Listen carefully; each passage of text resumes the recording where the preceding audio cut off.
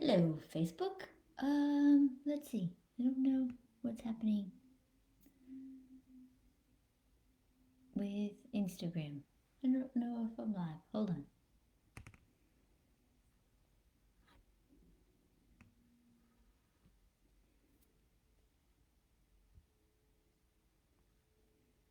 Okay.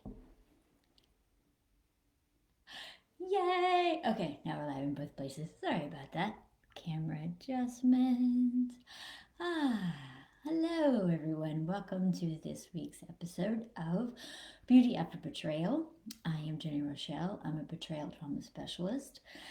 That means that I am a life coach who's been trained by APSATS, or the Association of Partners of Sex Addiction Trauma Specialists, to work with women who have discovered that their person, beloved husband, boyfriend, partner is a sex addict and has betrayed them.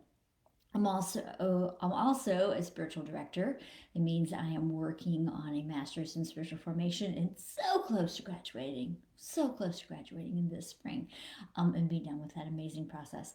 And my life's work is to work with women just like you, women who are recovering from betrayal trauma. So if you're watching this today, know that I am here for you.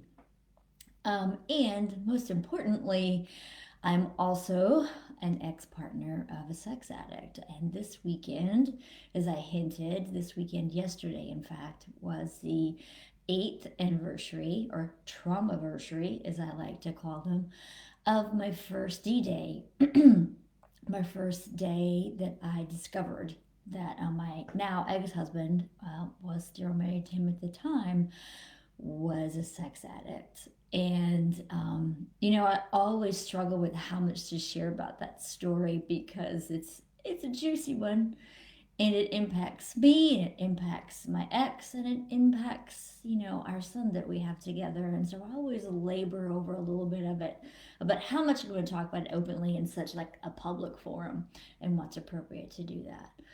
And what I decided this morning is, what's really important is it was dramatic and life changing and traumatizing. But I think the most important thing for me to share with you today, is like what happened to me afterwards. Um, as dramatic and as life changing as it was, and as shocking as it was, um, I never thought about leaving him, not for a second. I just immediately went into this mode of like cleaning up the mess and trying to move on. And, I did get him to start seeing someone to get some support.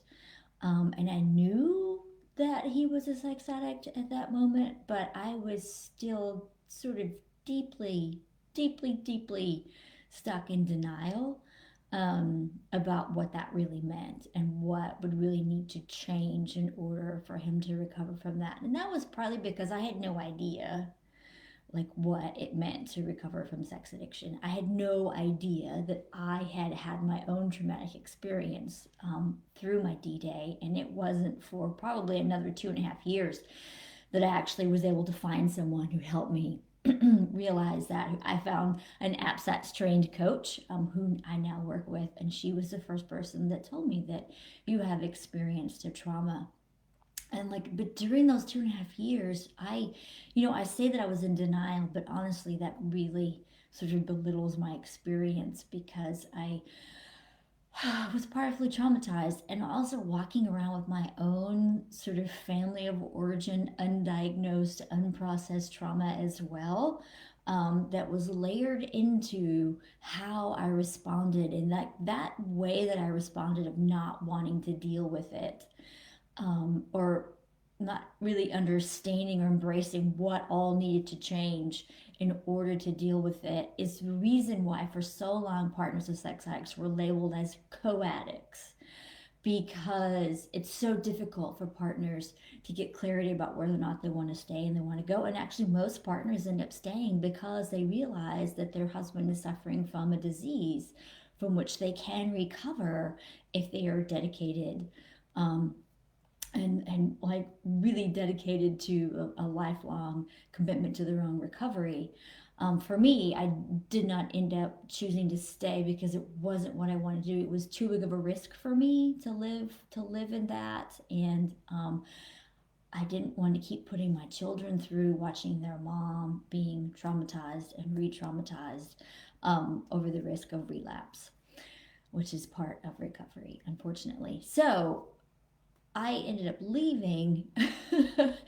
And what I'm trying to say, what am I trying to say? Like, wherever you are, if you're struggling right now, like if you're in denial or you don't know what to do, you can't decide whether or not you want to stay, like that's all part of the process. That's all part of like your own trauma and what has happened to you and how it has impacted your brain and your ability to think coherently and to be able to come to a decision about what you want to do. It takes a lot of time, it takes a whole lot of support to get to that point of where you have this moment of clarity of like, I am done and I'm moving on, or I'm staying and I'm moving on. Because really, when partners get to that moment, I call it like their comeback moment. There's a moment when partners realize if they're doing the work, their own recovery, commit to themselves, have support, have a group, have a coach, have a therapist.